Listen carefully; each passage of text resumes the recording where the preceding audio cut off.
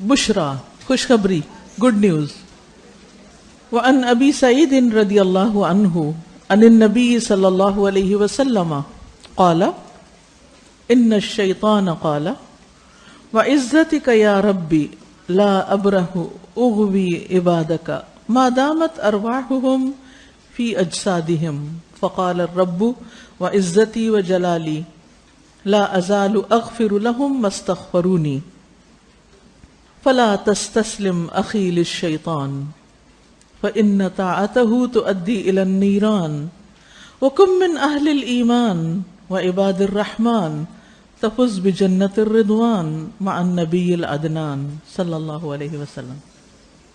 وعن أبي سعيد رضي الله عنه ابو سعید خدری رضی اللہ عنہ سے روایت ہے عن النبی صلی اللہ علیہ وسلم وہ نبی صلی اللہ علیہ وسلم سے روایت کرتے ہیں قالا کہ آپ نے فرمایا ان الشیطان بے شک شیطان قالا اس نے کہا تھا وعزتک یا رب تیری عزت کی قسم اے رب لا ابرح اغوی عبادک میں مسلسل تیرے بندوں کو گمراہ کروں گا ما دامت ارواحهم فی اجسادهم جب تک ان کی روحیں ان کے جسموں کے اندر ہیں جب تک وہ مر نہیں جاتے اس وقت تک انہیں گمراہ کرتا رہوں گا.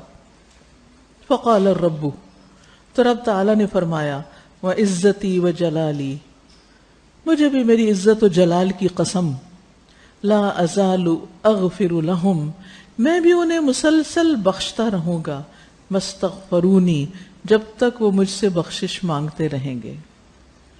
یعنی تم بھٹکاتے رہو گے اور اگر وہ بہک بھی گئے اور پلٹ آئے استغفار کی تو میں انہیں بخش دوں گا.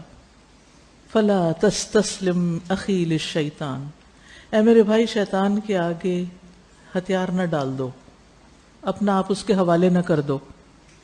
فإن طاعته کیونکہ اس کی اطاعت تؤدی الی النیران آگ کی طرف لے جاتی ہے. شیطان کا راستہ آگ کا راستہ ہے. وَقُم مِّنْ أَهْلِ الْإِيمَانِ اور تم اہل ایمان میں شامل ہو جاؤ. وَعِبَادِ الرحمن اور رحمان کے بندوں میں. تفز بجنت الرضوان تم کامیاب ہو جاؤ گے جنت الرضوان کے ساتھ یعنی تم جنت اور اللہ کی رضامندی کو پالو گے. ماں نبی العدنان نبی صلی اللہ علیہ وسلم کے ساتھ جن کے جد امجد کا نام عدنان تھا. عدنان تک آپ کا نسب جو ہے وہ بالکل صاف ہے اس میں کوئی کمی بیشی نہیں بالکل درست ہے اس لیے آپ کو النبی العدنان بھی کہا جاتا ہے. تو بنیادی طور پر یہاں پر شیطان کے اس مکالمے کا ذکر ہے جس میں اس نے قسم کھا کے کہا تھا کہ میں انسان کو مرتے دم تک بہکاؤں گا. تو اللہ سبحانہ وتعالیٰ نے انسان کو خوشخبری دی کہ میں تمہیں بخشتا رہوں گا جب تک تم بخشش مانگتے رہو گے. حدیث میں بھی آتا ہے خوشخبری ہے اس کے لیے جو اپنے نامہ اعمال میں کثرت سے استغفار پائے.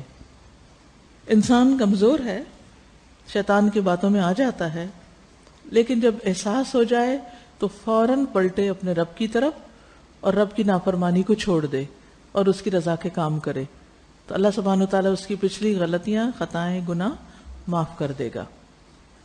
ضعف الشیطان شیطان کی ویکنس کمزوری. یظن کثیر من الناس بہت سے لوگ سمجھتے ہیں انہ لا قدرت لہ علی مواجہۃ الشیطان کہ اس کے اندر یا ان کے اندر شیطان کا مقابلہ کرنے کی قدرت یا طاقت نہیں. یعنی بعض لوگ سمجھتے ہیں کہ ہم شیطان کا مقابلہ نہیں کر سکتے شیطان تو بڑا ہی طاقتور ہے. وَأَنَّهُ إِذَا حَدَثَتِ الْمُوَاجَهَةُ بَيْنَهُ وَبَيْنَ الشَّيْطَانِ فَإِنَّ الْغَلَبَةَ سَتَكُونُ لِلشَّيْطَانِ اور اگر کبھی ان کا آمنا سامنا ہوا مقابلہ ہوا بَيْنَهُ وَبَيْنَ الشَّيْطَانِ اس کے اور شیطان کے درمیان فَإِنَّ الْغَلَبَةَ تو غلبہ حاصل ہوگا ستکون للشیطان شیطان کے لیے یعنی شیطان سے میں جیت نہیں سکتی. بعض لوگ یہ سمجھتے ہیں.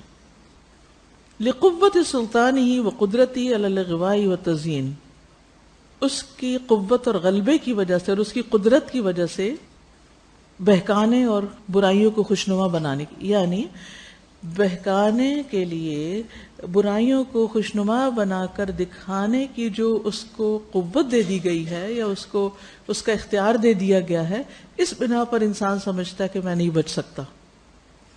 اور یہ ایک حقیقت ہے کہ انسان کا یہ خیال غلط ہے. والحقیقت، اور حقیقت یہ ہے، ان الشیطان، کہ شیطان، لیس لہ سلطان، اس کے پاس کوئی زور نہیں، علی عباد الرحمن، رحمان کے بندوں پر، رحمان کے بندوں پر شیطان کا کوئی زور بس نہیں چلتا.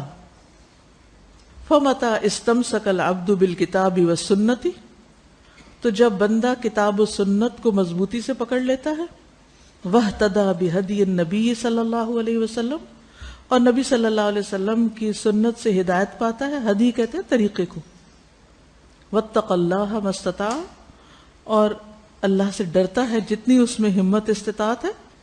فإن الشیطان لا يتمکن منہ، تو شیطان اس پہ قابو پا ہی نہیں سکتا. ولا يستطيع غوایتہ، اور اس کو گمراہ بھی نہیں کر سکتا، اس کے اندر استطاعت ہی نہیں، قدرت ہی نہیں.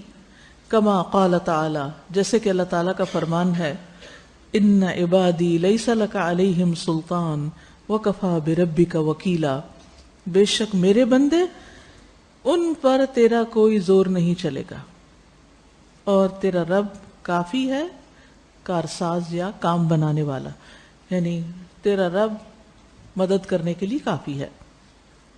وقال، اور اللہ تعالیٰ کا فرمان ہے، ان عبادی لیس لک علیہم سلطان، میرے بندوں پر تیرا زور نہیں، الا من اتبعک من الغاوین، مگر جو بہکے ہوئے لوگ تیری پیروی کریں انہی پر تو کنٹرول کر سکتا ہے، اس کے علاوہ خالص مومن پر نہیں. وقال، اور اللہ تعالیٰ کا فرمان ہے، وما کان لہ علیہم من سلطان، اور اس کے پاس ان کے خلاف کوئی زور نہ تھا، الا لنعلم من یؤمن بالآخرہ، مگر یہ کہ ہم جان لیں کہ کون آخرت پر ایمان رکھتا ہے، ممن هو منہا فی شک، اس کے مقابلے میں جو اس کے اندر شک رکھتا ہے. تو ان آیات سے کیا بات سمجھ میں آتی ہے کہ شیطان کے پاس کوئی طاقت، ایبسولوٹ پاور کچھ نہیں، یا ہر ایک کے مقابلے میں وہ قوت نہیں رکھتا. وہ کس کے مقابلے میں قوت رکھتا ہے؟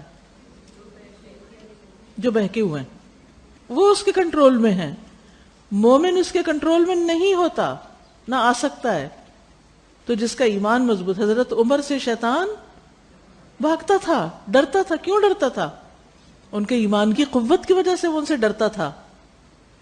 تو اب یہ ہے کہ یا تو آپ شیطان سے ڈریں یا پھر شیطان آپ سے ڈرے. تو بہتر راستہ کون سا ہے؟ شیطان آپ سے ڈرے. اس کے لیے کون سا ہتھیار چاہیے؟ یہ ہتھیار کے ساتھ ڈرتے ہیں، کون سا؟ ایمان کا، توکل، تقوی، اللہ کی اطاعت، سب سے بڑھ کر تو اخلاص. جو مخلص ہوتے ہیں ان پہ شیطان کنٹرول نہیں کر سکتا.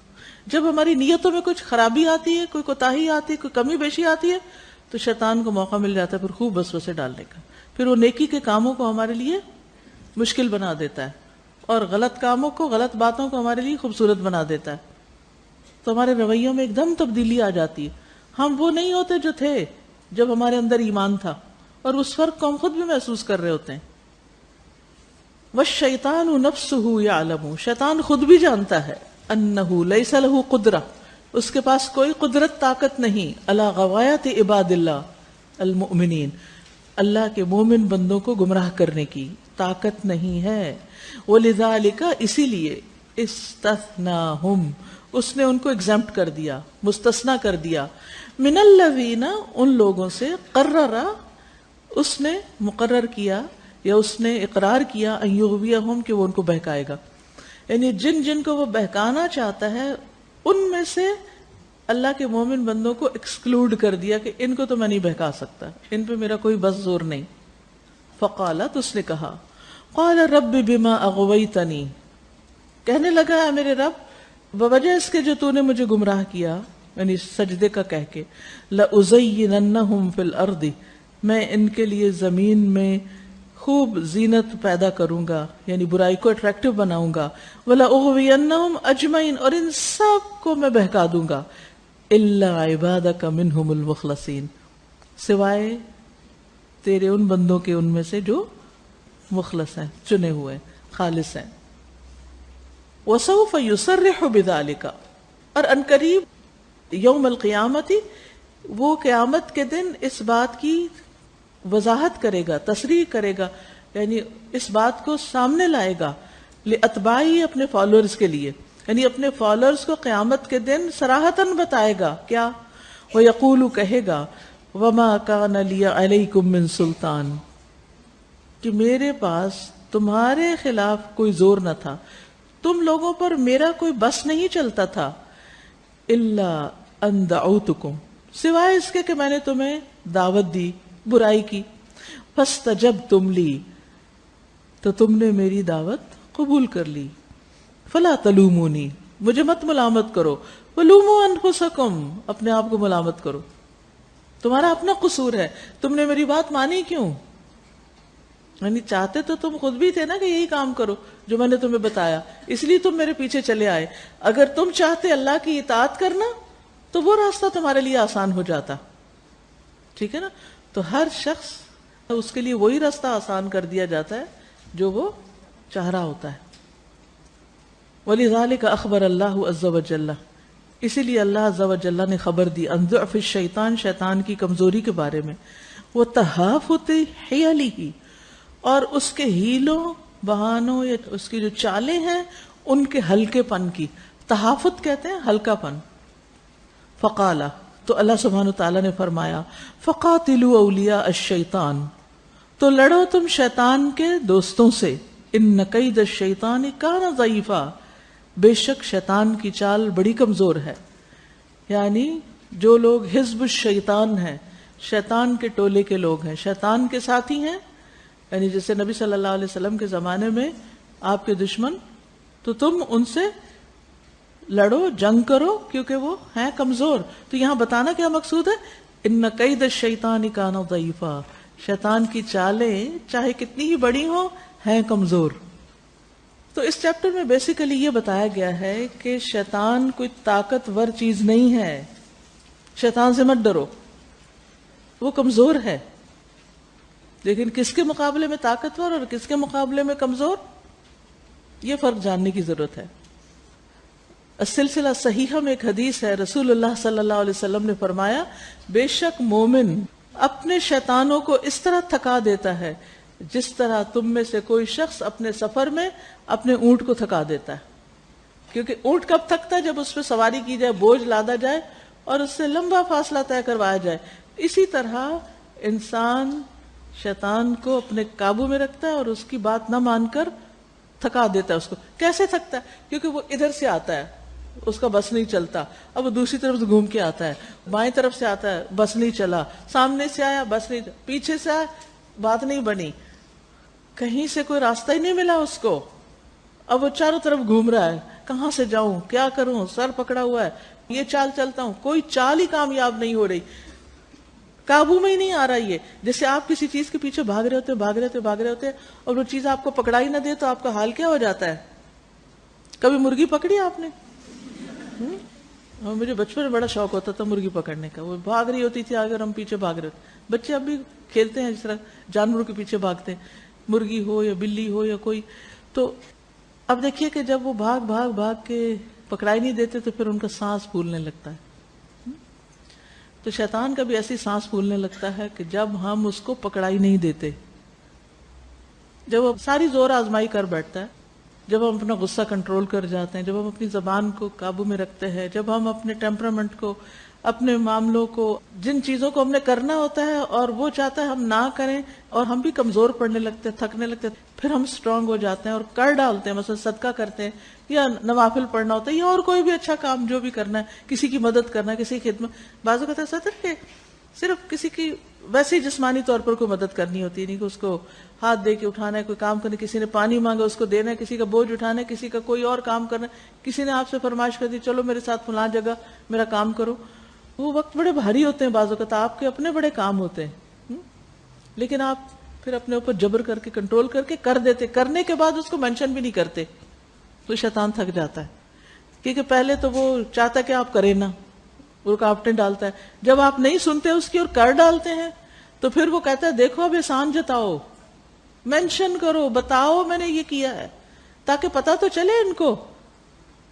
تو آپ کہتے نہیں مجھے نہیں بتانا، میں نے اللہ کے لیے کیا ہے، مجھے کیا ضرورت ہے میں کسی پہ احسان جتاؤں. پھر وہ کہتے ہیں یہ تو بالکل قابو نہیں آ رہا یہ شخص، اب کیا کروں. تو جب تک آپ اپنی نیکی کو چھپا لیتے ہیں، آپ تکلیف اٹھا کے ظاہر نہیں کرتے، شیطان تھک جاتا ہے. لیکن جو ہی آپ یا تو نیکی سے دل ہار کے پیچھے ہٹ جاتے ہیں یا کوئی نیکی چھوڑ بیٹھتے ہیں، یعنی آپ جتنا پیچھے جاتے ہیں نا وہ اتنا آپ پہ چڑھائی کرتا چلا جاتا ہے. اور اگر آپ اس کو پیچھے رکھیں تو پھر وہ تھکتا ہے. آپ طاقتور ہیں، وہ کمزور ہے. جو ذرائع آپ کے پاس ہیں اس کے پاس نہیں ہے، جو ریسورسز آپ کے پاس ہیں اس کے پاس نہیں ہے. وہ صرف محنت کرتا ہے، ہم محنت نہیں کرتے. ہم کسی اچھے کام کے لیے محنت نہیں کرتے، مستقل مزاجی سے کام نہیں کرتے. ایک کام کیا بور ہو گئے وہ چھوڑ دیے. کبھی اچھے کام کا آغاز کیا پھر کہا کو کوئی فائدہ نہیں ہے، کیا ہونے والا ہے، کچھ نہیں، چھوڑو اس کو، کچھ اور کرتے، کچھ اور شروع کر دیتے. پھر وہ نہیں ہوتا پھر کچھ اور شروع کر دیتے، پھر کبھی اور کچھ. کہیں زندگی میں ٹک کر ہی بیٹھتے اور نہ ہی کوئی اچیومنٹ ہوتی ہے پھر زندگی میں. تو اب یہ آپ کے اوپر ہے کہ آپ کمزور ہوتے ہیں یا شیطان کو کمزور کرتے ہیں. مقابلہ سخت ہے. اور وہ کون سی چیزیں ہیں کہ جس سے شیطان کو تکایا جا سکتا ہے؟ وہ ہے اللہ کا ذکر، اللہ کا نام، اللہ کی خاطر کام، چھوٹی چھوٹی چیزوں پر اللہ کا نام لینا، چھوٹے چھوٹے کاموں میں اللہ کو یاد رکھنا. نبی صلی اللہ علیہ وسلم نے فرمایا، لمبی حدیث ہے جس کا ایک حصہ ہے، اور دروازوں کو بند کر لیا کرو نہیں رات کو سونے سے پہلے، اور اس پر اللہ کا نام لیا کرو نہیں، بسم اللہ کہہ کے دروازہ بند کیا کرو، کیونکہ شیطان ایسے بند دروازوں کو نہیں کھولتا جس پر اللہ کا نام لیا گیا ہو. یعنی جب آپ بسم اللہ پڑھ لیں گے تو وہ لاک لگ جائے گا اس کے لیے. اب وہ کھٹکا رہا ہے، کھول رہے کی کوشش کر رہا ہے، نہیں کھل رہا کیونکہ آپ نے بسم اللہ پڑھی ہوئی ہے اس پر. جابر رضی اللہ عنہ سے روایت ہے، رسول اللہ صلی اللہ علیہ وسلم نے فرمایا، تم لوگ اپنے برتنوں کو ڈھانک دیا کرو اور مشکیزوں کے منہ بند کر دیا کرو، یعنی اس کو بھی بند کر دیا، اور دروازہ بند کر لیا کرو اور چراغ بجھا دیا کرو. رات سونے سے پہلے یہ سارے کام کرنے ہیں. کون کون سے؟ نمبر 1 برتن ڈھانکنے ہیں، نمبر 2 مشکیزیں یعنی بڑی بوٹلز ہیں یا گھڑے ہیں یا جو بھی چیزیں ہیں ایسی، ان کا بھی منہ بند کرنا ہے، کھلا نہیں چھوڑنا، اور دروازہ بند کرنا ہے، لائٹ آف کرنی ہے. فرمایا کیونکہ شیطان بند مشکیزیں نہیں کھول سکتا، دروازے بھی نہیں کھول سکتا، ڈھکے ہوئے برتن کا ڈھکن بھی نہیں اتار سکتا. اور اگر تم میں سے کسی کو ڈھکنے کے لیے کچھ نہ ملے تو برتن کے عرض پر یعنی چوڑائی کے رخ ایک لکڑی ہی رکھ دو. یعنی مثال کے طور پر جیسے یہ برتن ہے تو کوئی چیز نہیں تو آپ کیا کریں، ایک چمچ اٹھا کے یا کوئی لکڑی چاپ سٹک وغیرہ یا کوئی بھی چیز اس کو اس کھلے برتن کے اوپر آڑا رکھ دیا کریں. یعنی کچھ نہ کچھ رکاوٹ ضرور ہونی چاہیے. ایسے کھلے برتن رات کو مت چھوڑے. اور اس پر اللہ کا نام لے لے تو اس کو ایسا ہی کرنا چاہیے، یعنی کہ ان ساری چیزوں کو بند کرتے ہوئے بسم اللہ پڑھتے چلے جائیں. ایک اور حدیث سے پتہ چلتا ہے کہ سال کی راتوں میں سے ایک رات ایسی ہوتی ہے کہ جس میں آسمان سے بیماریاں اترتی ہیں، وبائیں اترتی ہیں. تو جو برتن کھلے پڑے ہوتے ہیں ان میں ان کے اثرات آ جاتے ہیں. پھر انسان صبح اٹھتا ہے اور بغیر کھنگالے دھوئے بغیر کچھ کیے اٹھائے اور کھلے برتن وہیں سے پانی پینا شروع کر دیا. پہلے زمانے میں لوگ گھڑوں میں پانی رکھتے تھے نا، اس کا ڈھکن نہیں ہے اس پر، یہ بھی نہیں پتا کہ کوئی اس میں ایسی چیز چلی جائے جو انسان کے لیے نقصان دہ ہو. تو بہرحال اس سے کئی قسم کی بیماریاں پھیلتی ہیں، لیکن بہت سے لوگ اس میں احتیاط نہیں کرتے. بعض اوقات آپ تھک جاتے ہیں اور آپ ایک ایک برتن نہیں کر سکتے تو آپ کیا کریں، کوئی ایسا کپڑا یا ایسی کوئی چیز لے لیں اور وہ سارے برتنوں پہ اکٹھی ڈال دیں. صبح اٹھ کے آپ دھونا چاہیں، کچھ بھی سنبھالنا چاہیں. کبھی ہوتا ہے نا مہمان ہوتے ہیں رات دھو دھلا کے آپ رکھ دیتے ہیں سب، لیکن وہ کھلے پڑے ہوئے ہوتے ہیں. یا تو ان کو الٹا کر کے رکھیں، جیسے گلاسز ہیں، کپس ہیں، پلیٹس ہیں، الٹا رکھیں ان کو. یا پھر یہ کہ ان کے اوپر کوئی چیز رکھیں، کھلا نہ چھوڑیں. پھر شیطان کو کچھ بھی ان میں سے کھانے استعمال کرنے یا ان کے اندر کوئی خرابی کرنے کا موقع نہیں ملتا.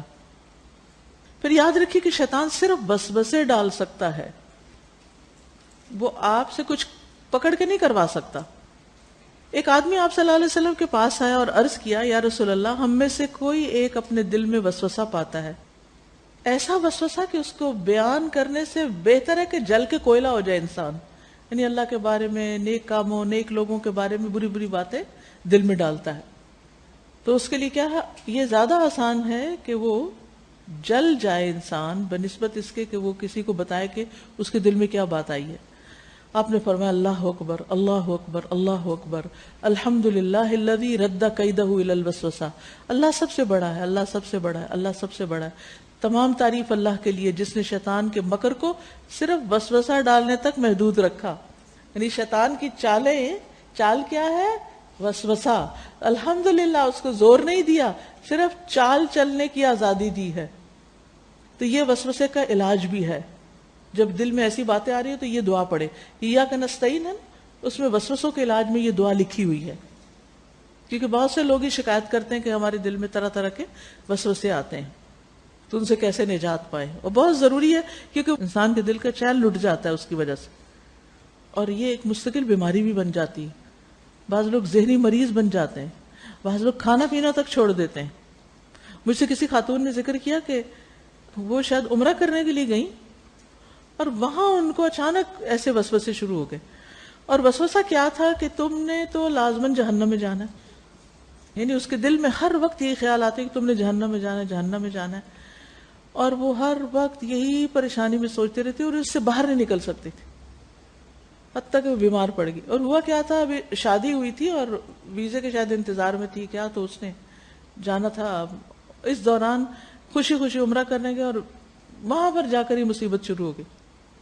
کیونکہ یہ نہیں کہ عمرہ کرنے جائے تو شیطان پیچھے رہ جاتا ہے، وہ بھی ساتھ جاتا ہے، بلکہ اور زیادہ پیچھے لگ جاتا ہے. اور پھر وہ بیماری اتنی شدت پکڑی کہ انہیں ہاسپٹل میں داخل کرایا گیا. اور پھر اس کے بعد یہ کہ ہاسپٹل میں بھی وہ اسٹرانگ سے اسٹرانگ میڈیسن کے باوجود بھی سو نہیں سکتی تھی، کھا نہیں سکتی تھی، کمزور ہوتی گئیں حتیٰ کہ طلاق دے دی گئی. شوہر نے کہا میرے کام کی نہیں، ہم نہیں اس کو سنبھال سکتے. حالانکہ پورے خاندان کے مقابلے میں بہت شاندار قسم کی شادی ہوئی جسے عام زبان میں کہا جاتا ہے. تو یہ بلائیں اور یہ مصیبتیں اور یہ آفتیں، ہمیں نہیں پتہ کس وقت کون سی چیز خواہ میں ہمارے اندر آ جائے. ایسی کوئی پریشانی اللہ نہ کرے کہ کسی کے اوپر بھی ڈالے. تو شیطان جو ہے یہ وسوسے ڈالتا ہے. بعض وسوسے آتے چلے جاتے ہیں، لیکن بعض تو گھر پکڑ لیتے ہیں وہاں. اس وقت یہ دعا پڑھنا بہت فائدے کی چیز ہے. آزما کے دیکھ لیجئے، انشاءاللہ بہت فائدہ ہوگا. اور اسی طرح یہ آیت جو هو الاول والآخر والظاہر والباطن وهو علی کل شیء قدیر، ایاک نستعین میں یہ دعائیں لکھی ہوئی ہیں. تو شیطان کا زور بس وسوسے ڈالنے پر ہی ہے، اور ہمیں سکھا دیا گیا کہ ہم ان وسوسوں سے کیسے بچیں. اچھا، یہ جو جتنے بھی نیگیٹو تھاٹس ہیں، منفی خیالات، یہ وسوسے ہی کی ایک قسم ہے. لو سیلف اسٹیم، یہ سوچتے رہنا میں یہ نہیں کر سکتی، یہ ہو نہیں سکتا، اس قسم کی باتیں کہ زندگی میں کوئی امنگ ہی نہ ہونا، کچھ کرنے کی تمنا ہی نہ ہونا، کچھ کر ہی نہ سکنا. کیونکہ جس چیز کا بھی ارادہ کرنا تو دل میں فوراً خیال ہے نہیں میں نہیں کر سکوں گی، یہ نہیں ہو سکتا. اور آپ نوٹ کیجئے کچھ لوگوں کا تکیہ کلام یہ ہوتا ہے، یہ نہیں ہو سکتا، یہ نہیں ہو سکتا. دیکھیں شیطان دشمن ہے نا، وہ کیا چاہتا ہے، ہم کچھ نہ کریں، ہم مسائل سے گھبرا کر کیا کریں، کام چھوڑ دیں. وہ تو اپنے کام میں لگا رہے اور ہم جو کر رہے ہیں ہم سے چھڑوا دے، چاہے کسی بھی قسم کا خیر کا کام ہے، وہ یہی چاہتا ہم یہ نہ کریں. تو اس چیز کو مشکل بناتا ہے. اور مشکل کیا، خیالات میں ہی مشکل آتی. تو یاد رکھیے شیطان کے مختلف داؤ ہوتے ہیں، چالیں ہوتی ہیں، ان کو سمجھنے کی ضرورت ہے. جب بھی دل میں، یعنی آپ نے نیکی کا کوئی ارادہ کیا، مثلا کسی بیمار کو وزٹ کرنے کا، ہاسپٹل جانے کا، یا کسی کی کوئی مدد، خدمت، کسی بھی قسم کے کوئی نیک کام کا آغاز کیا آپ نے، یہ نہیں ہوتا کہ جب آپ کسی نیک کام کا آغاز کریں تو آپ کی آزمائش نہ ہو اور آپ کے رسم میں رکاوٹ نہ آئے. ہماری ایک دوست ہیں، وہ عمرے پر گئی تھی رمضان میں، تو واپس آ کے بتانے لگی کہ کس طرح وہ آزمائی نہیں گئی. یہ سب کے ساتھ نہیں ہوتا لیکن کسی کے ساتھ ہو بھی سکتا ہے.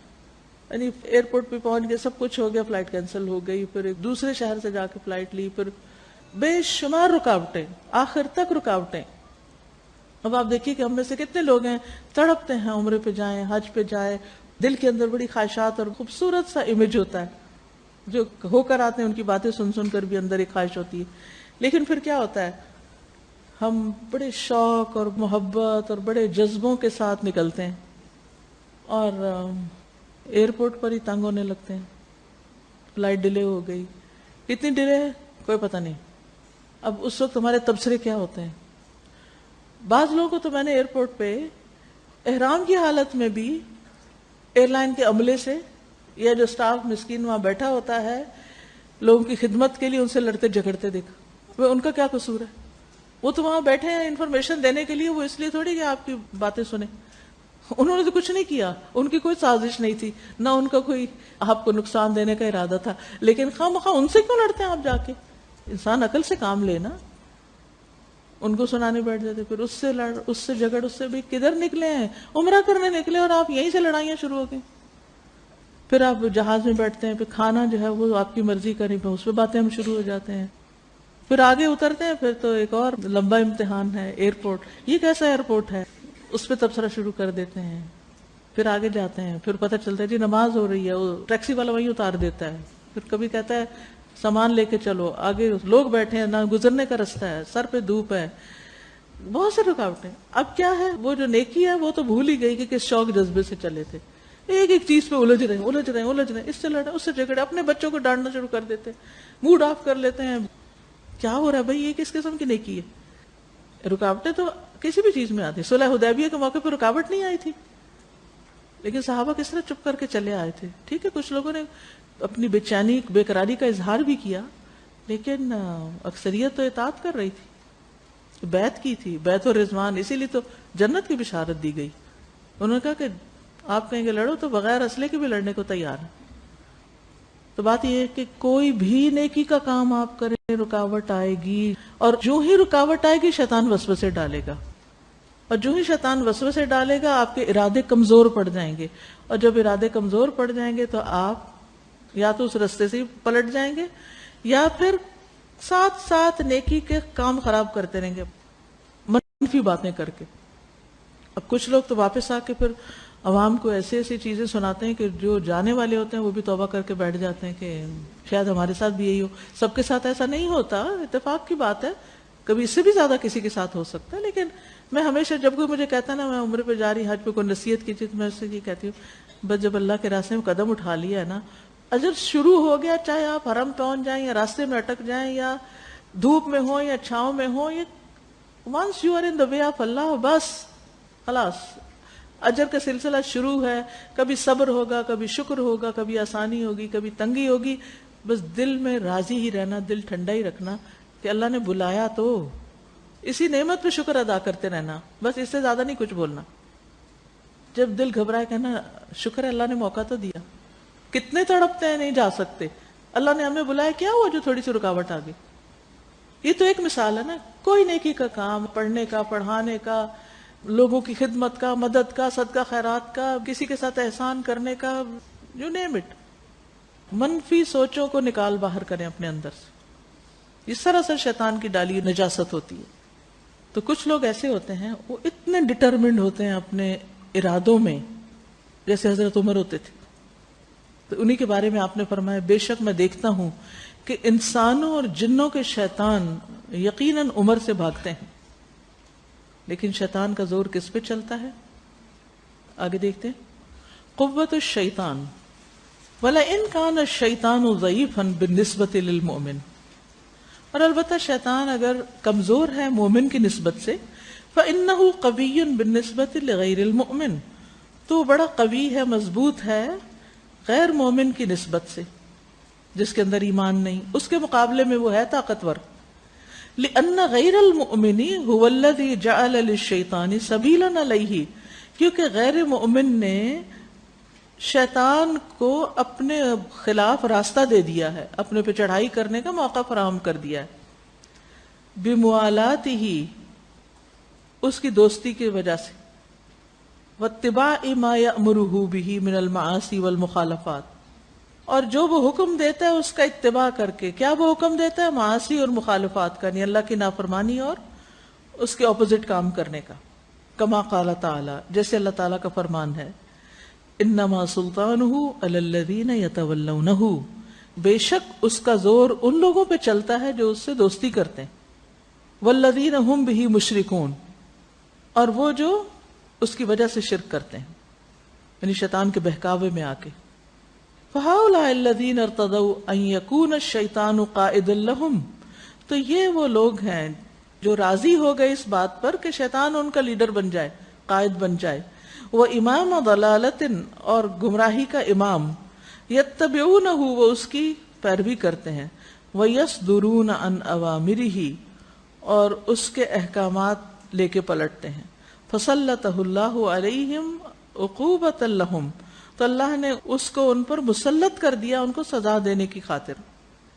فاللہ تعالی لا یجعل للشیطان علی العبد سلطانا، تو اللہ سبحانہ وتعالی لا یجعل للشیطان، نہیں بناتا شیطان کے لیے، علی العبد، اپنے بندے پر، سلطانن، کوئی دلیل یا زور نہیں اس کو دیتا، کوئی قوت نہیں عطا کرتا، حتی یجعل لہ العبد سبیلا، یہاں تک کہ بندہ اس کے لیے خود ہی راستہ بنا دے، یعنی شیطان کے آنے کا، بطاعتی ہی، اس شیطان کی اطاعت کر کے، والشرک بھی، اور اس کی وجہ سے شرک کر کے یا اس کو شریک ٹھہرا کر۔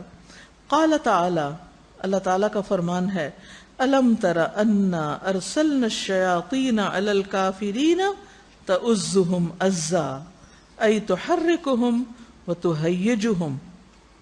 اللہ تعالیٰ کا فرمان ہے، الم تر، کیا تم نے دیکھا نہیں، انا، کہ بے شک ہم نے، ارسلنا الشیاطین، چھوڑ رکھا ہے شیطانوں کو، علی الکافرین، کافروں پر، انکار کرنے والوں پر ہم نے شیطانوں کو مسلط کر رکھا ہے، ان پر بھیج رکھا ہے، تؤزهم، جو ان کو اکساتا ہے، عزا، خوب خوب اکسانا، ای تحرکهم، یعنی انہیں متحرک کرتا ہے، موٹیویٹ کرتا ہے، وتہیجهم، اور ان کو بھڑکاتا ہے۔ تو اس چیپٹر میں خاص طور پر یہ بات پتہ چلتی ہے کہ شیطان کی قوت، بس، زور انہی لوگوں کے مقابلے میں چلتا ہے جو اس سے دوستی کرتے، اس کی اتباع کرتے، اس کی اطاعت کرتے، اس کی باتوں میں آ جاتے ہیں، اس کے وسوسوں کا شکار ہو جاتے ہیں۔ قرآن و سنت سے ہمیں یہ پتہ چلتا ہے کہ خاص طور پر وہ کون کون سے مواقع ہیں جب شیطان انسان کو اپنے قابو میں لیے ہوئے ہوتا ہے۔ کوئی سچویشن بتائیے کب انسان مکمل طور پر شیطان کے کنٹرول میں آ جاتا ہے؟ جب وہ غصہ کرتا ہے، غصے کی حالت میں۔ سلیمان بن سرد کہتے ہیں کہ دو آدمیوں نے نبی صلی اللہ علیہ وسلم کی موجودگی میں جھگڑا کیا، آپ کے سامنے لڑنے لگ گئے۔ وہ کہتے ہیں ہم بھی نبی صلی اللہ علیہ وسلم کی خدمت میں بیٹھے ہوئے تھے، ایک شخص نے دوسرے کو غصے کی حالت میں گالی دے دی، اس کا چہرہ سرخ تھا جب وہ گالی دے رہا تھا۔ آپ نے فرمایا میں ایک ایسا کلمہ جانتا ہوں اگر یہ شخص اسے کہہ دے تو اس سے دور ہو جائے گا، یعنی یہ جنون اور یہ غصہ اور یہ سب کچھ، یعنی جو یہ پا رہا ہے اس کی کیفیت ٹھیک ہو جائے گی۔ اگر یہ اعوذ باللہ من الشیطان الرجیم کہہ لے۔ صحابہ نے اس سے کہا سنتے نہیں کہ نبی صلی اللہ علیہ وسلم کیا فرما رہے ہیں؟ اس نے کہا بے شک میں دیوانہ نہیں ہوں، یعنی غصے میں یہ بھی نہیں سنا کہ کیا کہہ رہے ہیں، اور نبی صلی اللہ علیہ وسلم کی اطاعت کو دیوانگی قرار دیا۔ دلوں کا حال تو اللہ ہی جانتا، ہو سکتا ہے منافق کو کوئی، یا ہو سکتا ہے کہ غصے کی وجہ سے وہ بالکل ہی عقل اس کی ماری گئی ہو۔ کہتے ہیں نا غصہ عقل کو کھا جاتا ہے، اور جب عقل چلی جاتی ہے انسان کی تو پھر کیا ہوتا ہے؟ اس کو کوئی کام سیدھا نہیں ہوتا، وہ کچھ ایسا بول دے گا کہ اپنے کیے کرا ہے پھر پانی پھیر دے گا۔ تو یہ یاد رکھیے کہ غصہ جو ہے وہ شیطان کی طرف سے ہے، اور جو شخص زیادہ غصے کا شکار ہوتا ہے اس پر شیطان کے حملے زیادہ ہوتے ہیں، اور شیطان کے حملے زیادہ کیوں ہوتے ہیں؟ کیونکہ وہ خود ایمانی طور پر کمزور ہوتا ہے۔ اسی طرح لڑائی جھگڑا کرنے والے پر، ایک دوسرے سے جو لڑ رہے ہوتے ہیں وہ شیطان کے قابو میں ہوتے ہیں۔ ایاز بن حمار کہتے ہیں کہ میں نے کہا یا رسول اللہ، میری قوم کا کوئی آدمی مجھے گالی دیتا ہے اور وہ مجھ سے درجے میں کم ہے، اگر میں اس سے بدلہ لیتا ہوں تو کیا اس میں کوئی گناہ ہوگا؟ آپ نے فرمایا وہ دو شخص جو ایک دوسرے کو گالیاں دیتے ہیں، یہ بھی دے رہا ہے وہ بھی دے رہا ہے، وہ دونوں شیطان ہوتے ہیں، اور وہ جو باہم بےہودہ گوئی کرتے ہیں اور جھوٹ بولتے ہیں وہ بھی دراصل شیطان ہوتے ہیں۔ یعنی ایک دوسرے کے ساتھ بدتمیزی، بد اخلاقی، لڑائی جھگڑا، کلی شیطان کے کنٹرول میں ایسے لوگ۔ اب شیطان ہمارا دشمن ہے اور وہ ہم پہ کنٹرول پا جائے اور اس کیفیت کو ہم سمجھے ہی نہ اور اس سے نکلنے کی کوشش نہ کریں تو یہ اپنے آپ ہی کو نقصان دینا ہے. ٹھیک ہے نا. اسی طرح نماز با جماعت چھوڑ دینے والوں پر شیطان کا غلبہ ہوتا ہے. مردوں کے لیے نماز جماعت سے پڑھنا فرض ہے. نبی صلی اللہ علیہ وسلم نے فرمایا جس گاؤں بستی میں 3 لوگ ہوں اور ان میں نماز با جماعت کا اہتمام نہ ہو تو یقیناً شیطان ان پر مسلط ہو جاتا ہے. لہٰذا تم جماعت کو پکڑو کیونکہ بھیڑیا ہمیشہ دور رہنے والی اکیلی بکری کو ہی کھاتا ہے. رسول اللہ صلی اللہ علیہ وسلم نے فرمایا شیطان اس کے ساتھ ہے جو جماعت سے علیحدہ ہو، وہ اس کو ایڑی مار کے بھگاتا ہے، یعنی بہت دور لے جاتا ہے دین سے. تو یہاں جماعت سے مراد نماز کی جماعت نہیں ہے، یہاں جماعت سے مراد مسلمانوں کی اجتماعیت ہے. یعنی نیکی کے کام میں جہاں بھی جو لوگ اکٹھے ہوں اور پھر ایک شخص کسی ایک چھوٹی سی بات سے ناراض ہو کے وہ چھوڑ دے، دوسرا وہ ادھر منہ بسور لے یا کچھ، تو یہاں کیا آ گیا؟ برکت ختم اور شیطان آ گیا. اور کہا کہ شیطان اس کو ایڑ لگا کے دوڑاتا ہے کہ نکلو اس جگہ سے، کوئی بھی نیکی کا کام ہو. پھر اسی طرح قرآن مجید سے ہمیں پتہ چلتا ہے کہ جو شخص اللہ کے ذکر سے غفلت برتتا ہے اس پہ شیطان مسلط ہو جاتا ہے. سورۃ الزخرف 36 میں اللہ تعالیٰ فرماتے ہیں وَمَن يَعْشُ عَن ذِكْرِ الرَّحْمَنِ نُقَيِّضْ لَهُ شَيْطَانًا فَهُوَ لَهُ قَرِينٌ. اور جو شخص رحمان کے ذکر سے آنکھیں بند کر لیتا ہے ہم اس پر ایک شیطان مسلط کر دیتے ہیں جو اس کا ساتھی بن جاتا ہے. تو یاد رکھیے شیطان اس پہ قابو پاتا ہے جو ذکر نہیں کرتا، یعنی ہر وقت ادھر ادھر کی باتیں یا صرف چپ کر کے سوچتے رہنا اور اللہ کو یاد نہ کرنا، نہ تسبیح کرنا، نہ استغفار کرنا، نہ درود شریف پڑھنا. تو مسلسل انسان کو اللہ کا ذکر کرتے رہنا چاہیے شیطان سے بچنے کے لیے. تو اس چیپٹر سے آپ نے کیا سیکھا؟ اب آپ کی باری ہے، تھوڑی سی بات کرتے ہیں. خلاصہ کیا ہے آج جتنی باتیں ہم نے پڑھی ہیں، کیونکہ یہ آخری پارٹ ہے، انشاءاللہ کل اس سے آگے چلیں گے ہم. جی السلام علیکم استاذہ. مجھے اس میں 2 باتیں ان دونوں چیپٹرز میں سمجھ آئی ہیں. ایک تو یہ کہ شیطان نے یہ ارادہ کیا اور کنوکشن کی حد تک ارادہ کیا، وہ خود بھی نافرمانی پہ مصر ہو گیا اور اس نے کہا کہ میں دوسروں کو بھی گمراہ کروں گا. تو اس سے یہ اصول مجھے سمجھ میں آتا ہے کہ جب کوئی خود ارادہ کر لیتا ہے کہ اس نے اللہ کی نافرمانی کرنی ہے، حق کی مخالفت کرنی ہے اور اس پہ جم جاتا ہے تو پھر اللہ تعالیٰ بھی اس کو ہدایت نہیں دیتے، پھر وہ اس راستے میں آگے ہی بڑھتا چلا جاتا ہے. یعنی یہ اس کا اپنا ارادہ ہوتا ہے.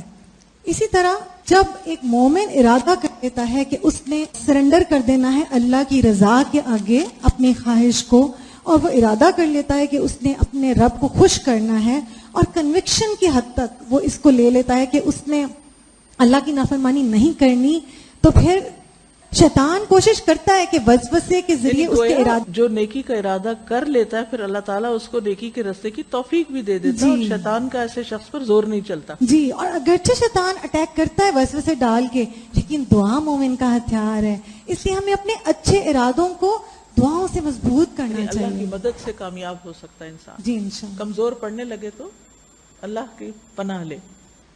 اور کوئی؟ مجھ میں آ رہی ہے کہ نیت کا باب سب سے پہلا چیپٹر کیوں ہوتا ہے، یعنی اس میں جب آپ دیکھتے ہیں کہیں پر بھی، تو مجھے تو یہ بات سمجھ میں آ رہی ہے کہ وقت جب تک 24 گھنٹے سوتے جاگتے جب تک کہ نیکی کرنے کی نیت نہ ہو اور اطاعت کرنے کی نیت نہ ہو تو یہ کام نہیں ہو سکتا. اب جب ہر وقت یہ نیت ہوتی ہے نا میں کوئی نیکی کر لوں تو اس وقت ہمیں نیکیاں نظر آنا شروع ہوتی ہیں. سر نے فرمایا نا کہ تم کیا سمجھتے ہو کہ صرف شہادت ہی لینا نیکی، تو بعض دفعہ ہمیں یہ نہیں پتہ چلتا کہ نیکی جو ہمارے اپنے ہی منہ کے آگے سے گزر رہی ہیں 10,000 نیکیاں، وہ ہمیں پتہ نہیں چلتا اور شیطان اس کو ہلکا کر دیتا ہے.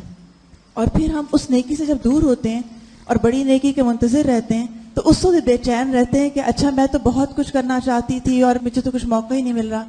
اب مجھے یہ بات کہاں سے تھوڑا سمجھ میں اس بات آئی، ابھی میں کل آ رہی تھی فلائٹ پہ. اب ہوتا ہی نا کہ جب آپ سفر پہ ہوتے ہیں تو آپ بار بار یہ دعا کر رہے ہوتے ہیں اللہ کوئی نیکی کا کام لے لے اور جو وقت ہے وہ، حالانکہ اپنے شہر میں بھی نیکیاں ہوتی ہیں بہت، لیکن مجھے اب سمجھ میں آیا کہ کیوں کہا گیا ہے کہ سفر کرو اور غور و فکر کرو اس پہ.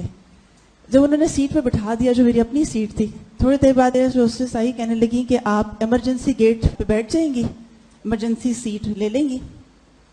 تو میں نے کہا اچھا وہاں کیا کرنا ہوتا ہے؟ تو انہوں نے کہا کہ جب اگر ایمرجنسی ہو جائے تو وہ آپ کی ذمہ داری ہوگی کھولنا اس کا جو گیٹ ہوتا ہے نا.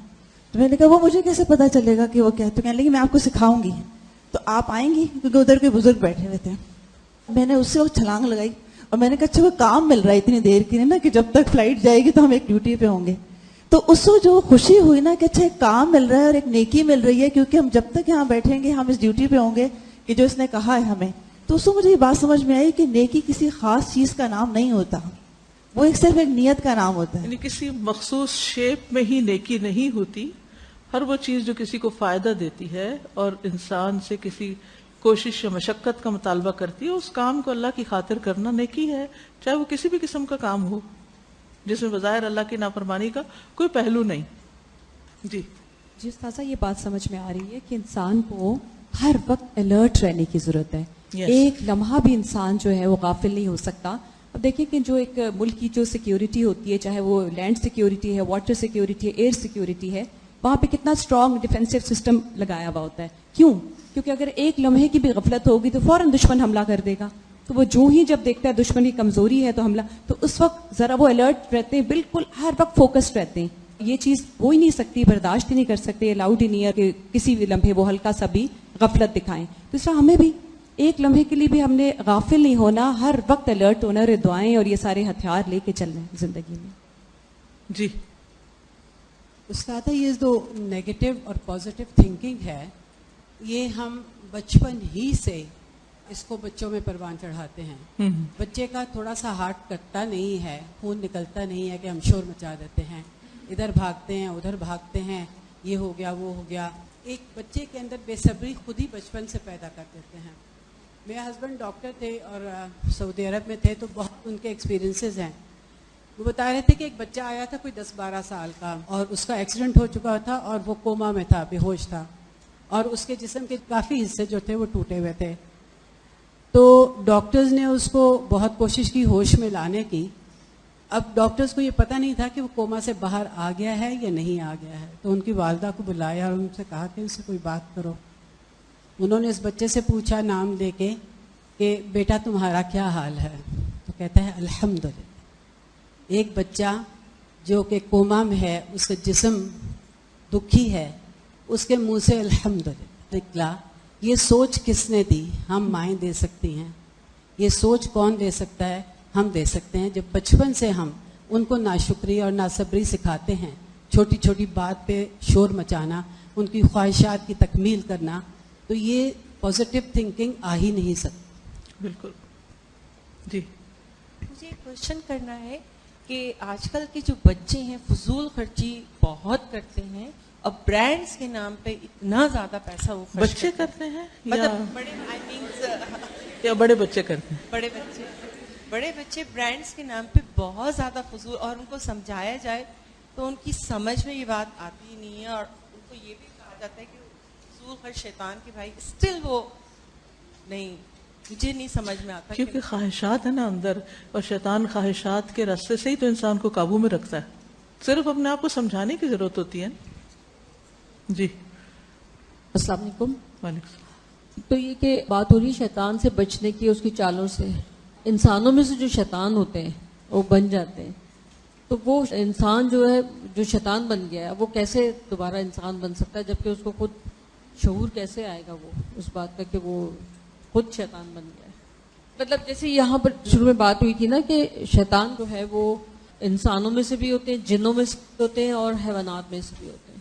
تو جو انسانوں میں سے شیطان ہے وہ پھر جو سرکش ہو گئے ہیں, جو بہت زیادہ گناہ گار ہیں, بد اخلاق ہیں, تو وہ شیطان ہی بن جاتے ہیں. اگر وہ احساس کر لیں کہ ہم غلط تھے اور پلٹ آئیں تو وہ اس سے نکل آئیں گے. جیسے آپ دیکھیں نا یہاں پر جو آیت بتائی گئی تھی پیج 18 پر, قُلْ يَا عِبَادِيَ الَّذِينَ أَسْرَفُوا عَلَىٰ أَنفُسِهِمْ, میرے ان بندوں سے کہہ دیجئے جنہوں نے اپنی جانوں پہ بڑی زیادتیاں کی ہیں, یعنی شیطان بن گئے, یوں کہہ لیجئے دوسرے لفظوں میں. لا تقنطوا من رحمت اللہ, یہ عام گناہ گاروں کی بات نہیں کی جا رہی, یہ ان کی جا رہی ہے جو حد سے بڑھ گئے. ان اللہ یغفر الذنوب جميعا انہ هو الغفور الرحیم. لیکن کرنا کیا ہوگا اللہ کی مغفرت اور رحمت پانے کے لیے؟ وَأَنِيبُوا إِلَىٰ رَبِّكُمْ وَأَسْلِمُوا لَهُ مِن قَبْلِ أَن يَأْتِيَكُمُ الْعَذَابُ ثم لا تنصرون. تو اگر وہ ریئلائز کر لیں، احساس کر لیں اور واپس پلٹ آئیں تو ان کے لیے بھی گنجائش ہے. وہ 99 کا قتل، یعنی کوئی عام انسان تو اتنے قتل نہیں کر سکتا، لیکن جب احساس ہوا اور اپنا وہ سب چھوڑ دیا. یعنی شیطان اور انسان میں فرق کیا ہے؟ انسان پلٹ آیا. تو انسانی شیطان اگر پلٹ آئے تو وہ شیطان نہیں رہتے، تو اصل میں پلٹنے کی ضرورت ہے. جزاکم اللہ خیرا. سبحانک اللہم و بحمدک اشہد ان لا الہ الا انت استغفرک و اتوب الیک. السلام علیکم و رحمۃ اللہ وبرکاتہ.